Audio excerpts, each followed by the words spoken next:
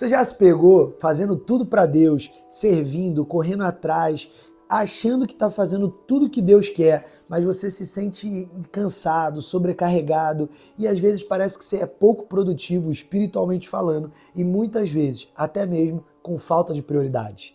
Se você já passou por momentos como esse, fique tranquilo, você não é o único ou a única. Todo mundo já passou por isso. Isso acontece quando a gente está conhecendo Jesus. Mas é sobre isso que a gente vai falar a partir de hoje, nessa nova série que começa hoje, chamada Se Tudo é Prioridade, Nada é Prioridade. Como é que a gente faz para priorizar de fato as coisas que Deus quer para nós? Sobre isso que a gente vai passar a falar no nosso vídeo de hoje. Então seja muito bem-vinda aqui. Se você chegou aqui a primeira vez, todas as quintas-feiras nós trazemos sempre uma nova palavra de Deus direto para o teu coração. Hoje nós estamos começando uma nova série. Cada mês nós caminhamos numa série diferente. E hoje a série que Deus colocou no meu coração é Se Tudo é Prioridade, Nada é Prioridade. Como é que a gente faz para priorizar as coisas de Deus e não confundir as ordens do que Deus espera de nós e não do que nós esperamos na nossa vida ministerial, espiritual e muitas vezes até profissional, familiar e por aí vai. Vamos lá, vamos caminhar sobre isso e para isso vamos usar uma base de uma história bíblica que talvez seja uma das mais famosas quando o assunto é priorização, que está lá em Lucas capítulo 10, versículo 38. Se você puder, abra sua Bíblia comigo. Não se esqueça, se você ainda não é inscrito aqui no nosso canal, já clica aí no sininho e vamos para cima. Vamos lá. Ó, Lucas 10, 38, assim diz a palavra de Deus. Ora, aconteceu que, indo eles, entraram em uma aldeia, e uma certa mulher, por nome Marta, o recebeu em sua casa. E ela tinha uma irmã chamada Maria, a qual, assentando-se também aos pés de Jesus, ouviu a sua palavra. Marta, porém, estava atarefada com muito serviço, e vindo até ele, disse, Senhor, não te importas que minha irmã me deixe servir sozinha? Ordena, portanto, que ela me ajude.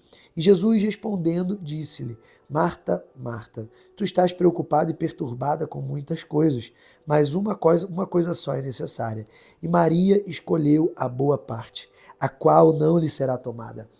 Olha como essa passagem é marcante. Aqui, uma mulher decide chegar para Jesus e pedir para Jesus confrontar a própria irmã.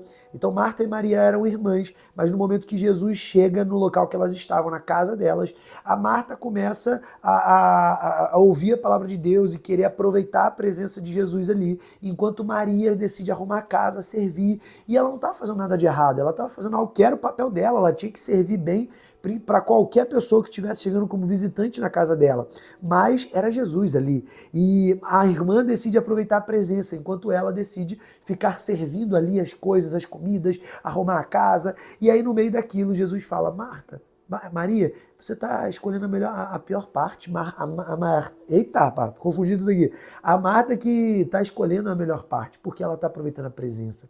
E quantas vezes na nossa vida isso não acontece? A gente às vezes quer fazer algo para Deus, a gente quer, por exemplo, ajudar uma pessoa, a gente quer servir numa igreja, a gente quer, às vezes, ofertar na vida de alguém, a gente quer, às vezes, fazer algo que a gente tem uma boa intenção no nosso coração, mas às vezes não é aquela prioridade que Deus tem para nós. Às vezes, por exemplo, eu vou fazer algo numa igreja e Deus quer que eu faça algo na minha família. Às vezes eu tenho que estar ali como marido, como pai, como às vezes um membro de uma igreja, ou às vezes até como um empresário ou como funcionário de uma empresa. Então, às vezes Deus espera algo de nós que está totalmente desalinhado com o que nós achamos que temos que fazer.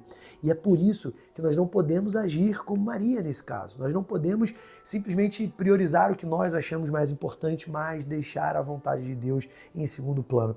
Porque quando nós confundimos isso, é nesse momento que nós começamos a ter uma agenda cheia de coisas que não estão alinhadas à agenda dos céus para a nossa vida. Porque Deus tem um plano perfeito para a nossa história. Salmo 139 diz que Deus escreveu um plano perfeito para mim e para a tua vida. E esse plano já está lá escrito. Imagina como seria triste a gente chegar no final da vida, olhar para esse livro, olhar para a nossa história, para o nosso passado e ver que nós não vivemos a plenitude do que Deus esperava de nós. Imagina, de verdade, você chegar lá no final da vida, no momento que você morreu, chegou lá e conheceu, chegou lá na hora do juízo final e Deus falou, ó, eu esperava que você fosse, por exemplo, um grande empresário, um grande avivalista, mas na verdade você simplesmente quis montar o teu negócio e viver do teu jeito, do jeito que você queria, você até fez boas obras, você até prestou caridades, mas você não fez o que eu queria, você não viveu o plano perfeito que eu tinha para você. Imagina como triste seria isso. Então, para que a gente não passe por isso, o que nós precisamos fazer? Priorizar a agenda de Deus.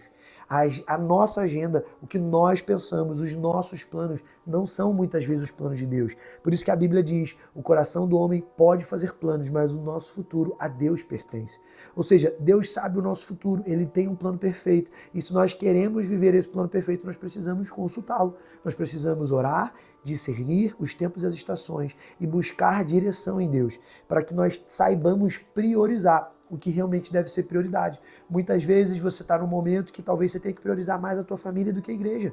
E está tudo bem. Muitas vezes você está num momento que talvez você tenha que priorizar um pouco mais a ascensão da tua carreira, da tua profissão, para depois você priorizar outras coisas do teu ministério. Mas talvez você esteja num momento que você tem que largar tudo e tu tem que priorizar o teu ministério. E muitas vezes o ponto ministerial e profissional se confundem. Só que às vezes Deus quer te usar, por exemplo, como um grande avivalista na tua empresa, pô.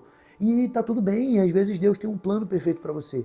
E confundir com a história do amigo, do vizinho, do pastor da minha igreja, do padre da minha igreja, às vezes nos faz confundir os planos de Deus na nossa vida. Porque nem sempre os planos de outra pessoa são os planos que Deus tem para nossa vida.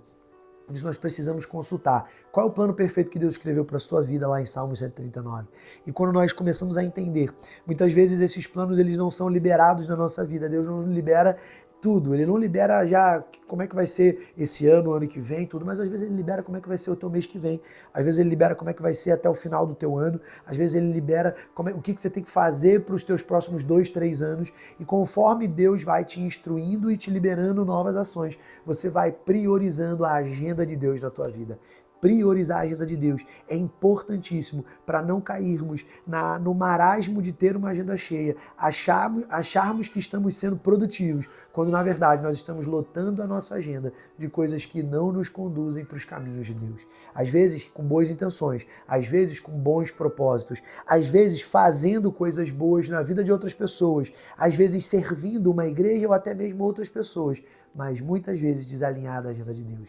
Deus tem uma agenda personalizada para mim e para você. Quão imaturo, quão incoerente seria da nossa parte viver a nossa vida sem priorizar a agenda dele. E é isso que nós precisamos aprender desse vídeo de hoje, precisamos aprender dessa história de Marta e Maria, para que nós saibamos priorizar a boa parte. A intencionalidade do nosso coração é muito mais importante do que a nossa agenda.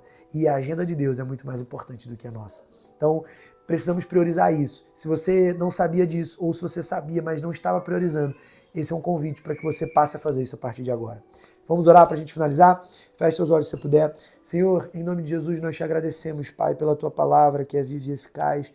Te agradecemos, Pai, pela história de Marta e Maria, pelo ensinamento de Jesus dado nessa história, no versículo, Pai, 10:38 de Lucas. Mas, Senhor, sobretudo nós pedimos que essa experiência de Marta e Maria, Pai, se concretize na nossa vida nos dias de hoje. Nos ajuda, Pai, a priorizar a tua agenda e não os nossos planos apenas, para que nós possamos viver a plenitude do teu chamado que o Senhor nos promete, Pai. Em nome de Jesus, Senhor. Amém. Amém, amados. Até semana que vem.